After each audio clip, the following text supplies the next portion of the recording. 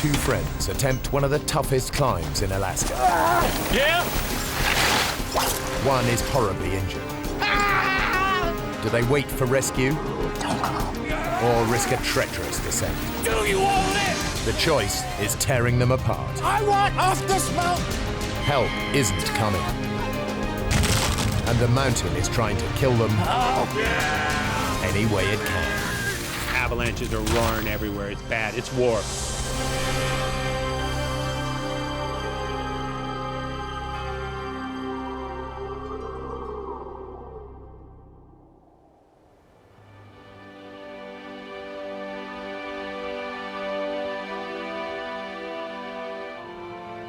Denali National Park, Alaska. 6 million acres of wilderness dotted with spectacular glaciers and rugged mountain peaks. It's a magnet for extreme climbers like Dave Nyman and Jim Sweeney.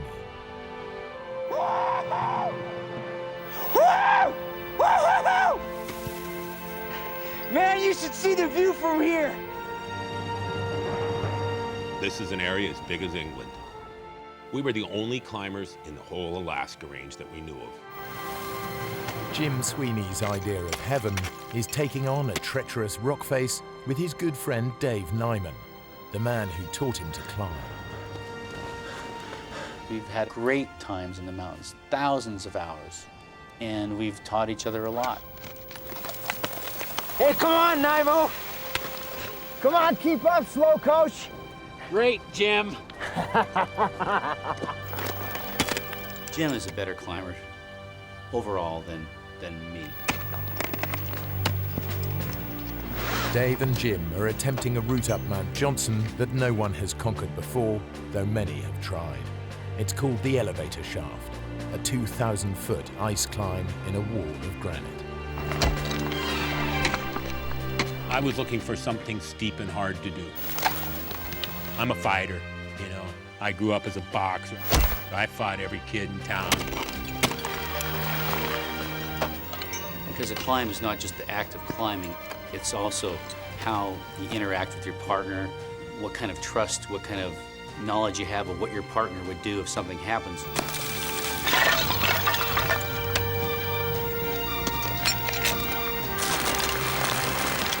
Jim's taking out the rope and he's moving fast. He gets up to the end of each length of rope and he keeps pulling me up behind him. You just forget what's going on when you're going up. I'm climbing. I'm not thinking about anything else. I want to go up.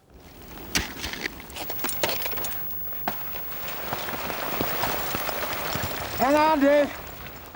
Gotta get past the snowballs. After 2 hours of fast climbing, Jim reaches a bulge of snow above him. I'm looking for ice. I'm looking for something hard to get some purchase in. No! I was just kind of hunkering down, trying to keep snow from hitting me as he was fussing around up there. You're thrashing me, Jim! He's hollering at me, you know, and it's just constantly the snow's going down. Have you hit anything yet? This is nowhere, Dave. If I can't find some rock and ice to climb onto, I'll come down.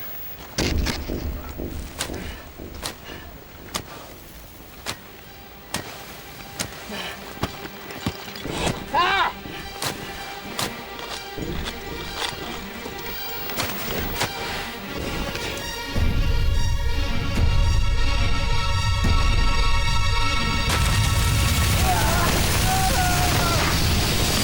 Cold wave of snow in a kind of a hissing roar that just whooshes by.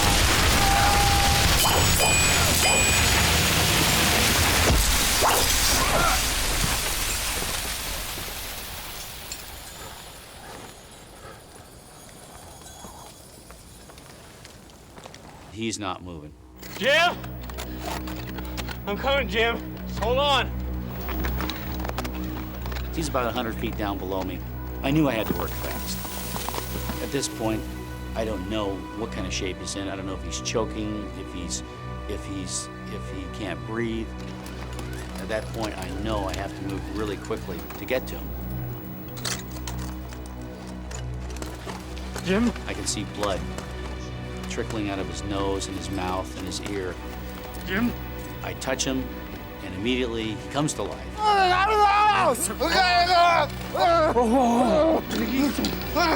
Jim, stay with me. Jim! I'm gonna get you down! Jim?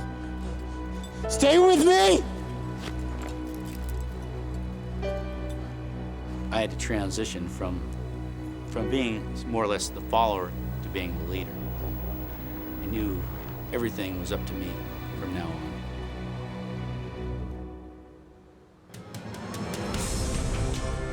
Dave's first task is to get Jim out of danger.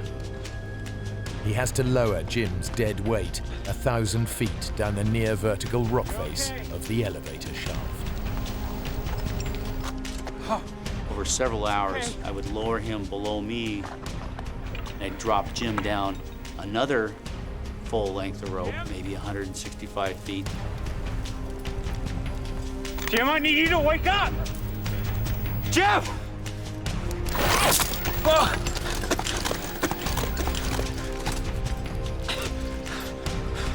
Okay, here we go. We're going again. It takes Dave the best part of 5 hours to lower Jim down to relative safety. Last bit, Jim.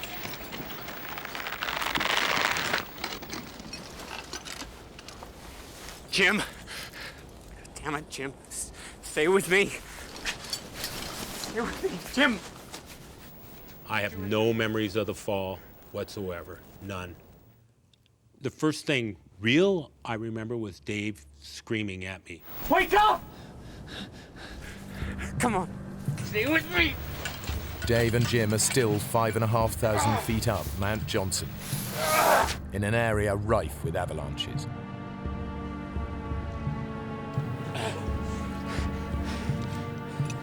Battling deep snow and fading light, Dave drags Jim back to where they'd stashed their equipment. Jim has dislocated his hip. He drifts in and out of consciousness. Now Dave has to find a way of surviving the night. I dig straight into the hillside and move the snow from this 45-degree face. He digs a snow hole. The snow will insulate them from the plummeting temperatures of the oncoming night.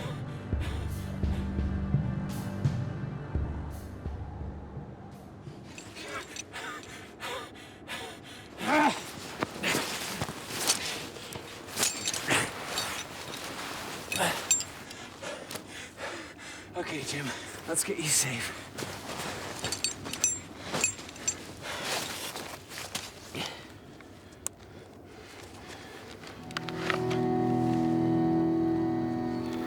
Jim's helmet's virtually shattered, and he's not moving.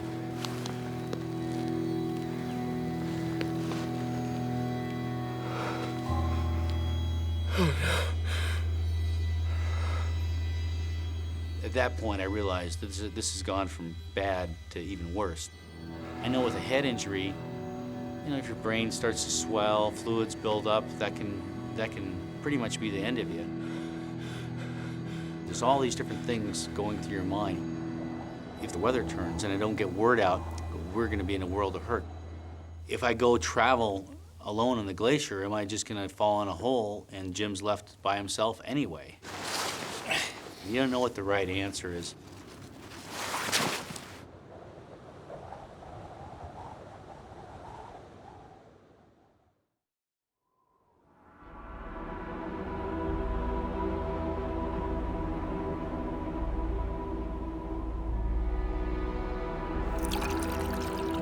By morning, Jim is semi-conscious, and Dave has made a decision. He's going for help. Do you think you can light the stove? Don't go. Next thing I remember was in the morning, Dave's talking to me. He's telling me he's gonna leave. I told him, I don't want you to leave me. Don't leave me. I gotta go, Jim. I'm going for help. There's a ski hut up the gorge. Maybe there's people there.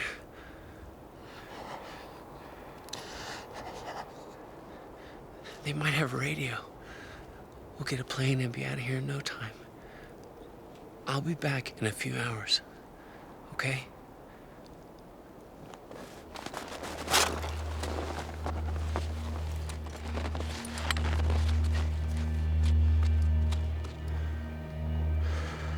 Leaving a partner in that kind of situation is, you might come back and he'll be buried or he'll be dead.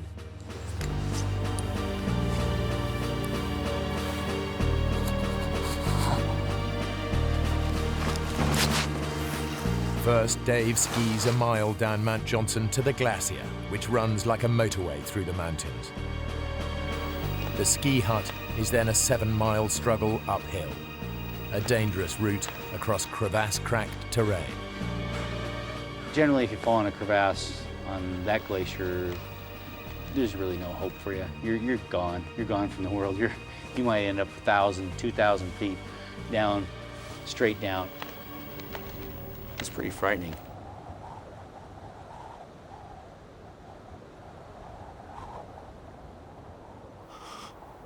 I don't know who I am. I'm freezing. My forehead's on fire, my body's cold. I'm laying there, I'm pounding, my heart's just going boom, boom, boom. The whole body's just going boom, boom, boom.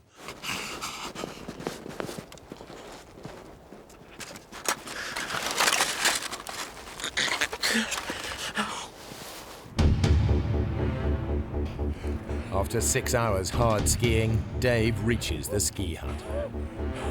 Help!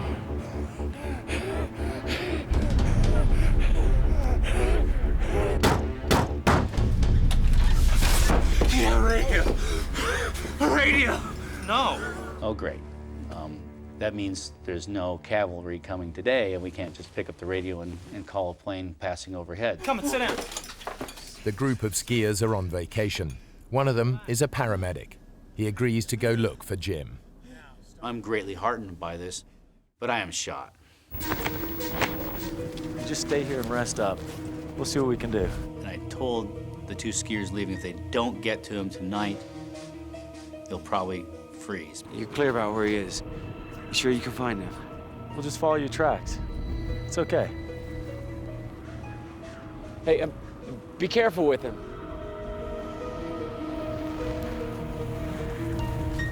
Unable to radio for help, Dave and one of the skiers tramp out a giant SOS in the snow.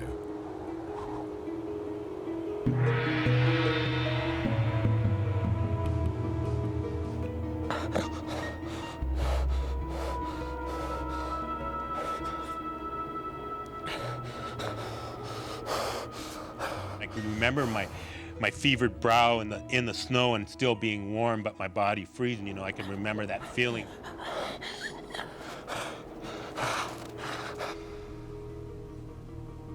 We spent a lot of time together. We've been through a lot of different things. Hang in there, buddy. Jim would never give up. Miles away, alone and exposed on the mountain, Jim is losing his grip on reality again.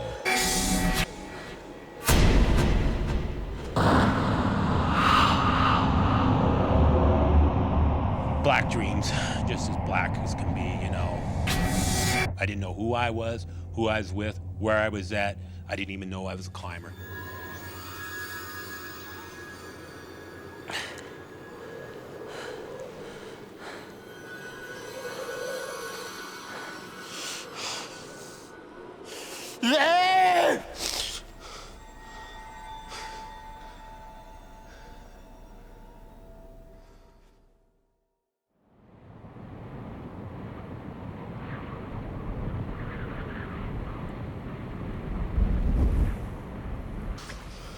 The next morning, Dave heads out to try and find the rescue party.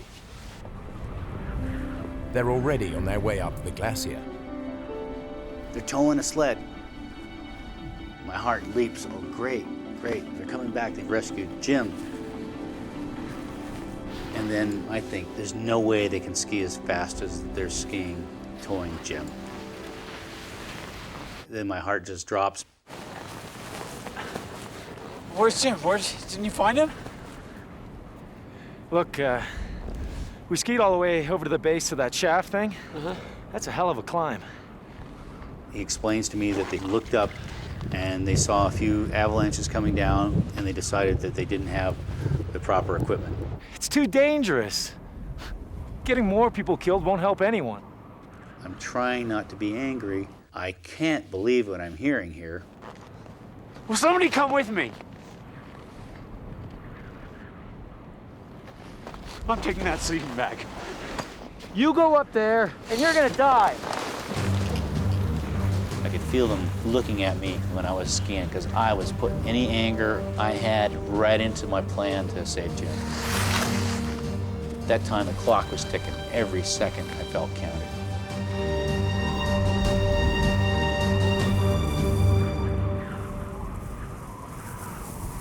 Eight miles away, Jim is being buried by snowslides. I'd realized I was somewhere bad. I'm totally encased in snow. I'm going, where the hell's Dave? I raced down the glacier. Maybe what I covered in 6 hours took a half hour, going downhill.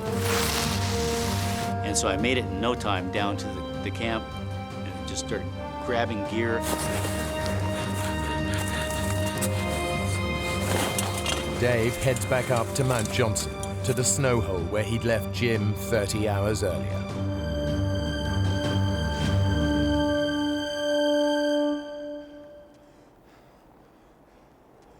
Jim!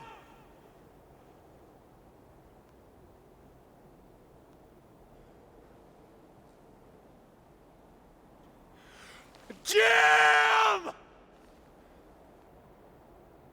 I heard probably the most beautiful sound I've ever heard. Oh!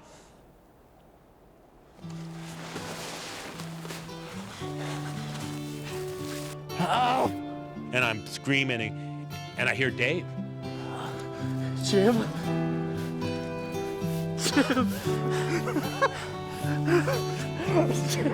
He's buried in a snowslide.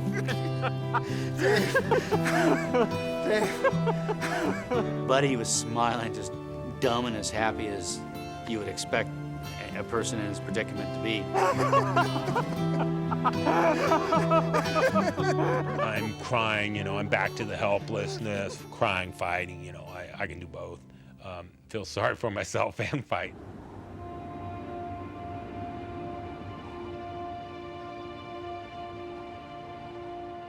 Dave pitches the tent near the snow hole, and at last Jim gets the opportunity to warm up. This is a nice, big, warm sleeping bag. Jim, I need to take a look at your hip. I think it might be broken. I know my hip's busted, you moron. I can take care of my hip. I'll stay in the bag, and you can pull me out of here. I don't believe that I have the ability to move Jim out of this area. Skiing off by myself, that's one thing, but I can't drag you out of here. I can't do that, Jim. Listen, there are people at the ski hut. They know we're here. Let's just hunker down and wait for help to come. Hey? Positively, 100%. He was waiting to get rescued. Dave's waiting for the rescue to come.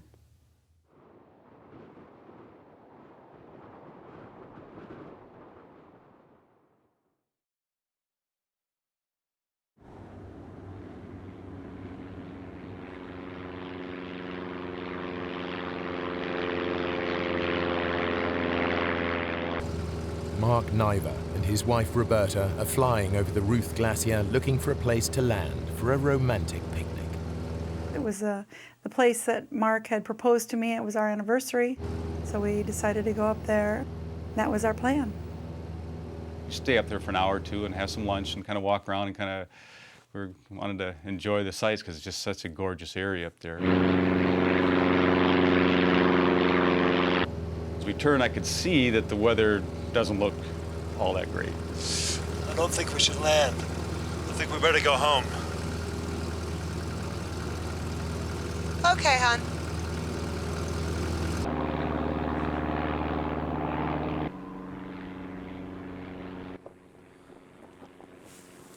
Jim, do you hear that? Jim, come on, man, there's a plane. And I figured it'll see the SOS. We'll be out of here in no time.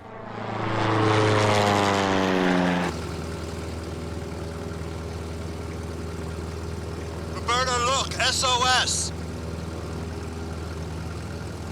We gotta go in. No, we don't, Mark. Roberta doesn't want to risk landing. She's 7.5 months pregnant.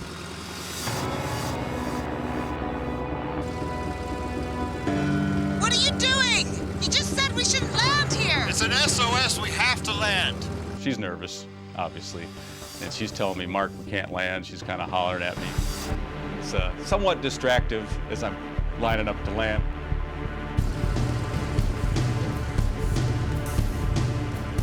In the poor light, Mark can't tell if it's 3 feet or 30 feet down to the snow. He tries to abort the landing. At elevation, you know, the air is pretty thin. The engine doesn't perform at all like it should.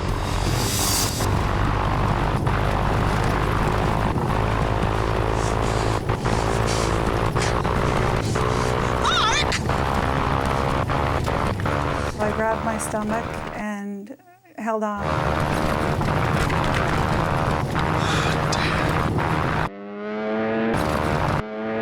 And all of a sudden, we just fell out of the sky.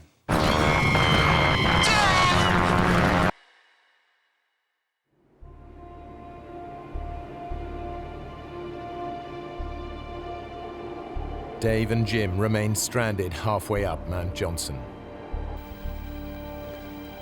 Unbeknownst to them, Mark and Roberta Niver's plane has crashed 8 miles away.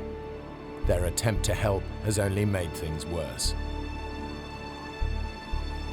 Fortunately, the shelter of the ski hut is close at hand.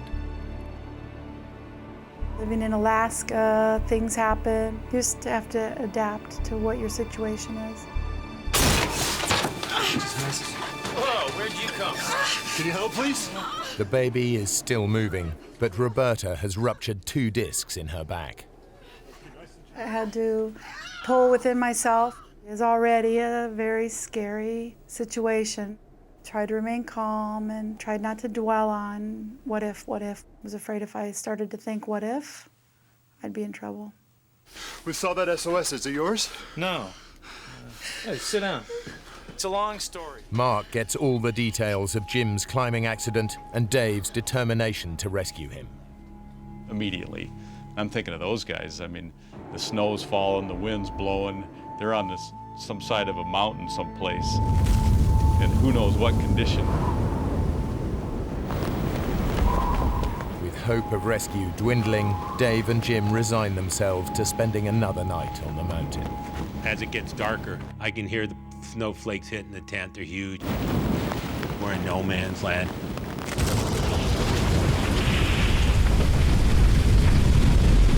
Maybe before midnight, we started hearing activity of avalanches in the area.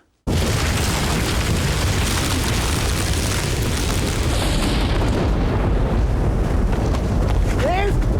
Wake up! Wake up, Dave! I'm screaming at Dave as loud as I can. Wake up! All of a sudden, it sounds like jets are coming. It's like sitting right under a 747, just this roaring noise. The winds pushed ahead of an avalanche can reach hurricane force. Jim and Dave are in the crossfire. It's louder than a Pink Floyd concert. It's louder than any noise I've ever heard, and it's right above us. We just started praying. I don't know who else to turn to. It's in the tent. It's around you. It's inside my sleeping bag. We really thought this was it. We thought this was the end.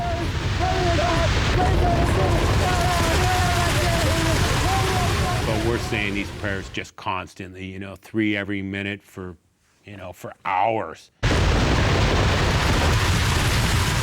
Numerous times we were hit by 100-mile-an-hour wind blasts and just pelted with snow, but the big one didn't come.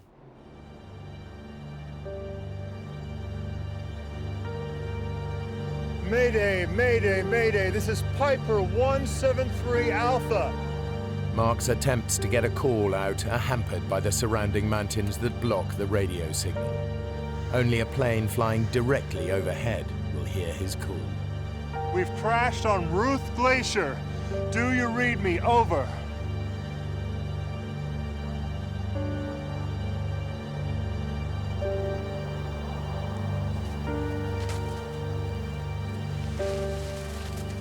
I'm still amazed to this date that we're still around after that night.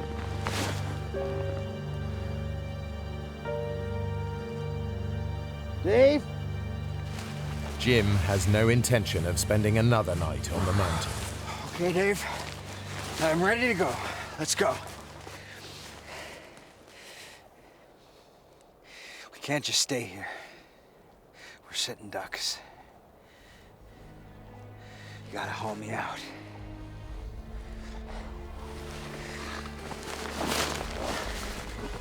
We can make it down to the glacier.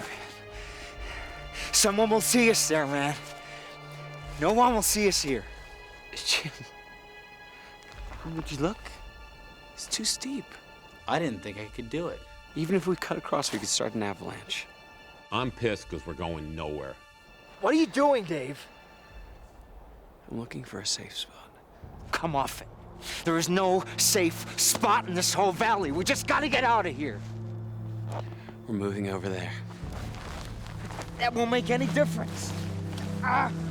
He puts me in the bivy sack to haul me over there. I don't like anything to do with this.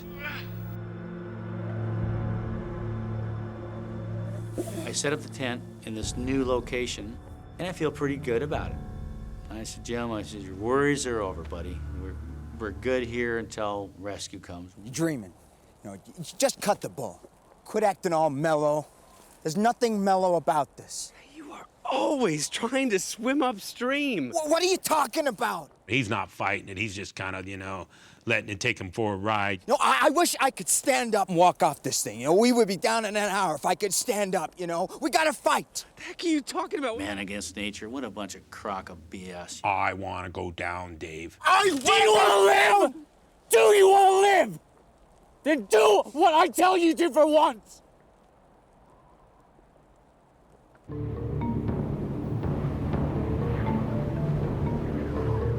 At the ski hut, they're no closer to alerting a rescue party. The food supply is running low, and the strain is beginning to show. There is nothing. Nobody there. I don't know how much longer I can do this, Mark. I'm sure somebody's made contact that we're missing, but they don't know if we're dead or alive. This is the 6th night on the mountain, and it's still snowing heavily. Jim and Dave are now holed up in what Dave believes to be a sheltered spot. And we might get a little bit of a blast. Nothing like the night before. Just feeling good. Yeah, I was right with my assessment. I put us in a safe place.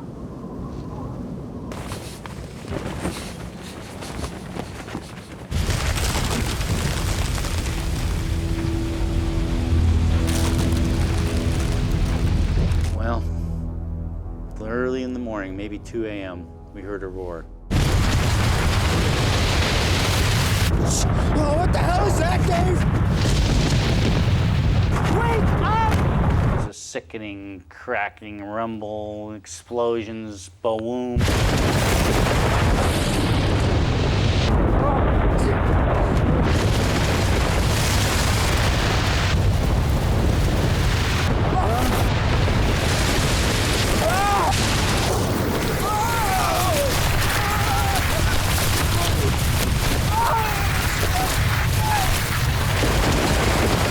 Fly downhill 200 feet, 300 feet.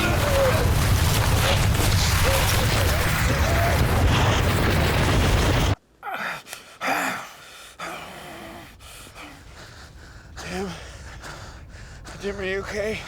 We're completely buried, 100% encased in snow. And my hips just screaming.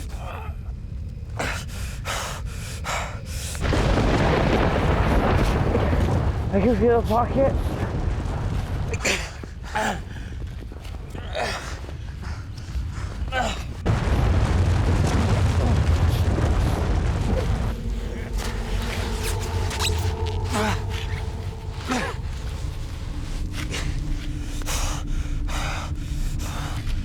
And he pulled me out of the snow.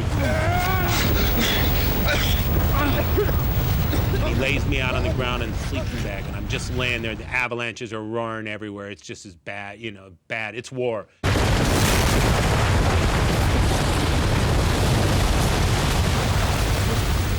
We're just laying out there with nothing. We can't find anything. There's nothing left, Dave! I was just scrambling like a madman. The shovel, it's the key survival tool you have in the mountains. Come on, man! Before another one comes!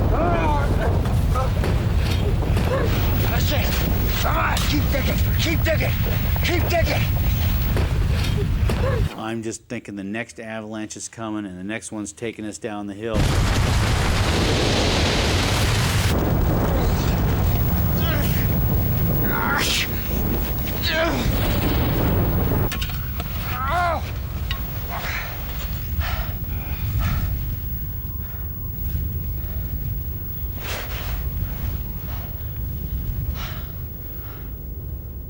You really could care less about the other person. Sure, you love the guy, but hey, at a certain level, you think about yourself first. I will clamp myself, I'll chain myself to a leg, I'll bite it off, I'll crawl down here and kick his ass if he leaves me. There's dark thoughts, darkness that creeps in a survival situation. I don't have to be here. I'm mobile. Why the hell don't I just get out of here?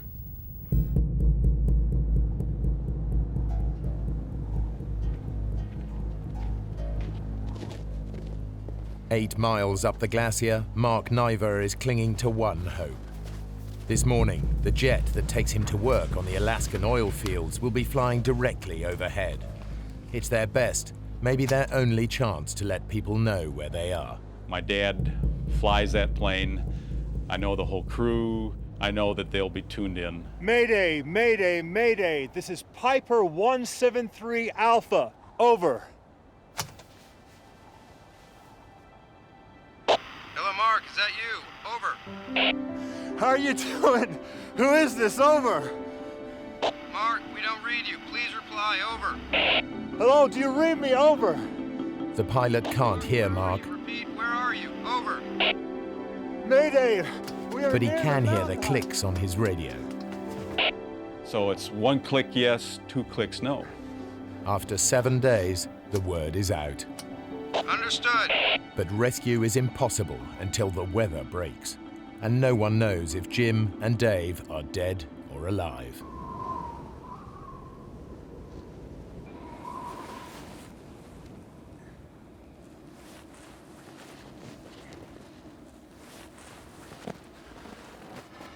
I was so whooped by the avalanches from the night before. It was like someone pointing a gun at your head, clicking the trigger, shooting it, and just missing your head.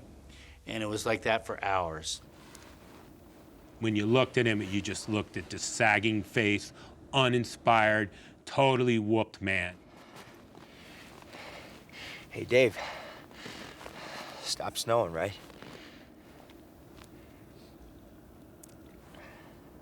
It's time for me to take over and tell Dave what to start doing. This is a tricky situation for me. I'm pissed, but I can't give him a bad time. I want to go down. I have to work with Dave. What do you want to do? You want to go back to the base camp? Get some more food? More equipment? I wanted to go, but I knew if I left, I would not come back. I had a chance to look myself in the eye and say, what's really important to you? And is your life worth more than this person's? What's happened to you, Dave?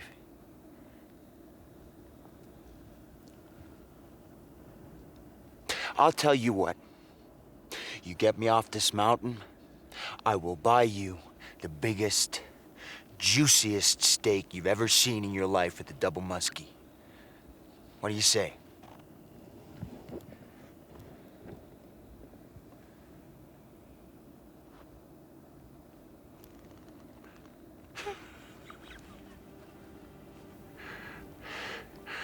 I want a 36-ounce filet mignon. There's no such thing. That's what I want. Well, then that's what you're gonna get. That was a huge, huge turning point for me, having that opportunity to leave and then just really deciding with 100% certainty that we were gonna make it together, that I'm not gonna leave him. So begins a back-breaking ordeal to drag Jim down the mountain. Start to shovel the trail, pack it down, then it'd go back and pull Jim.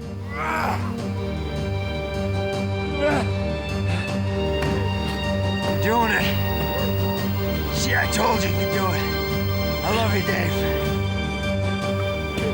This is the most focused I've ever seen Dave in his life. He's really getting it together.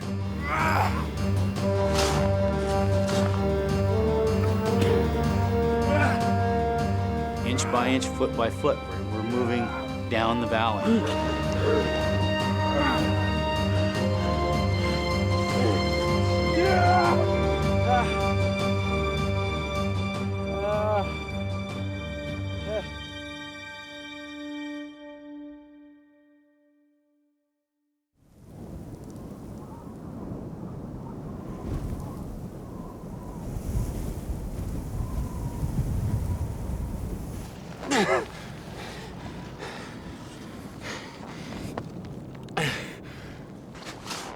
After 17 hours, they've gone less than half a mile closer to the glacier. Dave? Dave? You're doing it, man. You're doing it.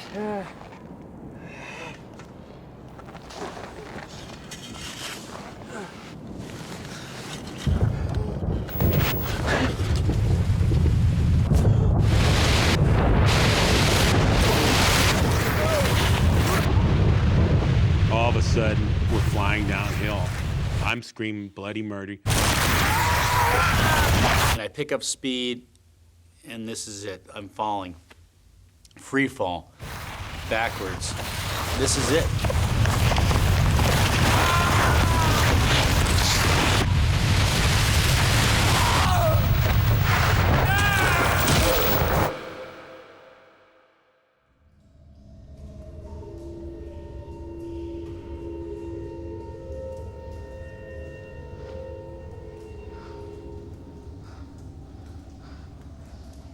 Jim's luck has held. He's been caught on a ledge 30 feet below the surface.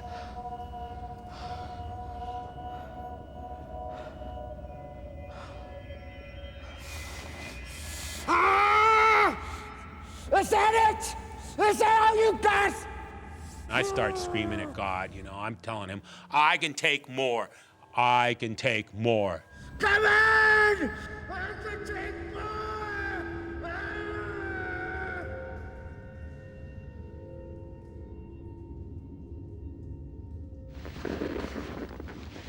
Dave has been swept far deeper into the 500-foot crevasse.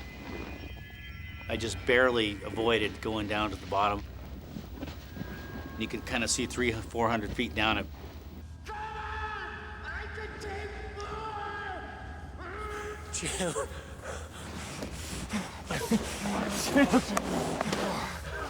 Jim. Oh, Jim. There's a ramp.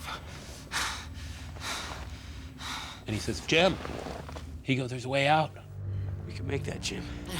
We can make that. Ramp must have been about 70 degrees. It was just ridiculous. Okay, Jim. On the count of 3. 1, 2. Ah! And again. 1, 2. Ah! That's the stuff. That's the stuff. Good, Jim. You're helping me. I'm looking right up at Dave. He's looking right down at me. This is gonna be a lot of work. Hold yourself there. I'm holding it. I'm holding it. Come on. 1, 2, 3. It's total team effort. It's total us working together. I had to try to get him up this ramp. Come on, Jim, you gotta help me. I didn't have an ice axe, didn't have a shovel. Now my precious shovel is gone. Get on you, man, hold it. We're probably moving a foot at a time. Sometimes we're probably only making 4 inches on a pole.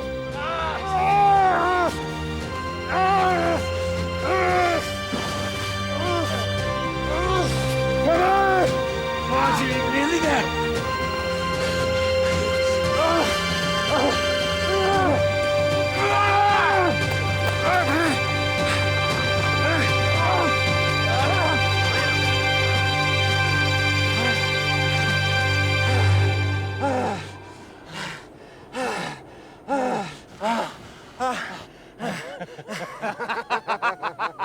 We're laughing. We're out of the crevasse. We're laughing.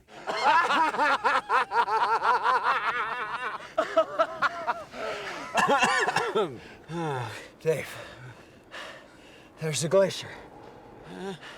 Let's just go for it. Let's toboggan down right now.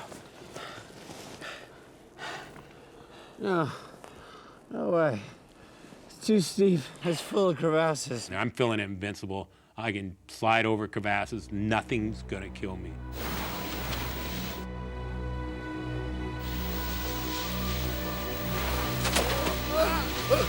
I'm sliding out of control down the gorge. I feel like I'm sledding as a kid. As soon as I got over 1 mile an hour, it just took off like a rocket.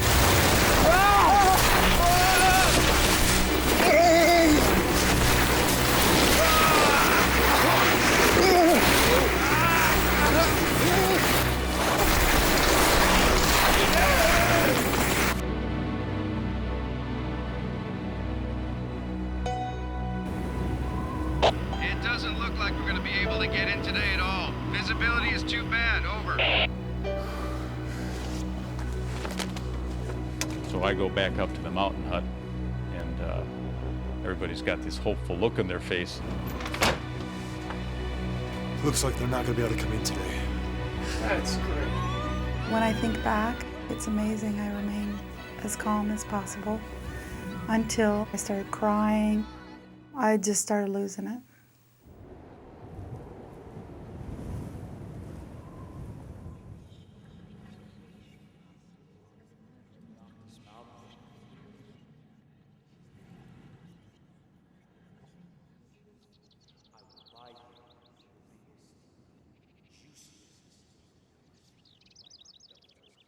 I swore I could hear voices, and I don't know if I'm going crazy.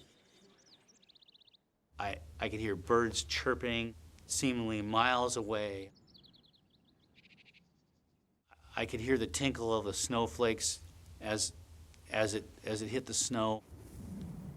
My senses became very acute.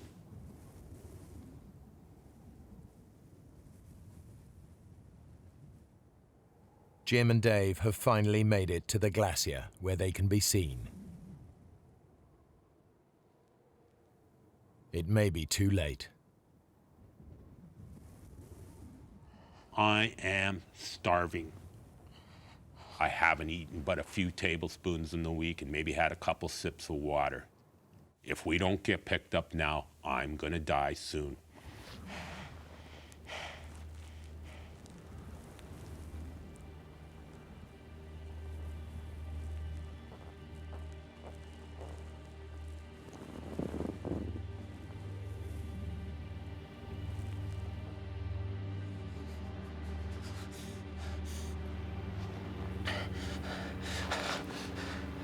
Now you're an airplane.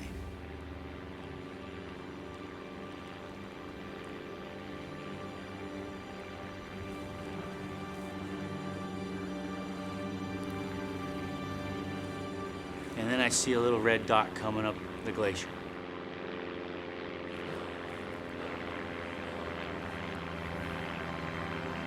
A brief and almost miraculous break in the clouds has made rescue possible. That was a great moment. It was really hard. Hard for me to, of course, I broke down and cried at that point. And You did it, Dave. You did it. It's the best sound I've ever heard in my life.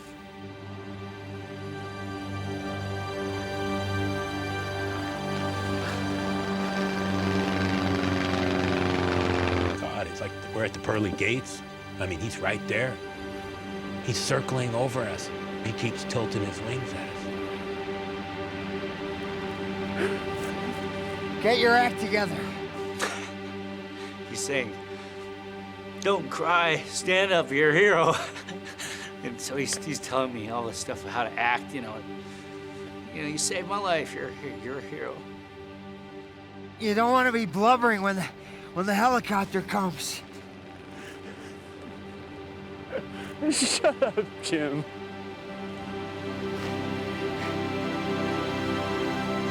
Alerted by Mark's radio, planes have been flying above the clouds searching until the weather suddenly cleared. Those few minutes of sunlight have saved them all.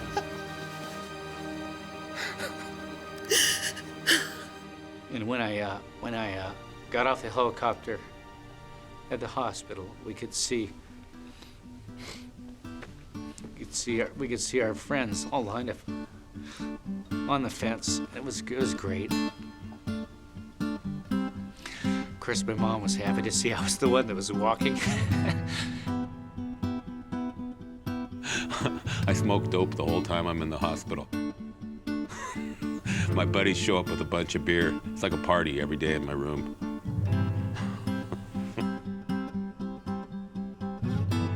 8 weeks later, Roberta gave birth to a healthy baby boy.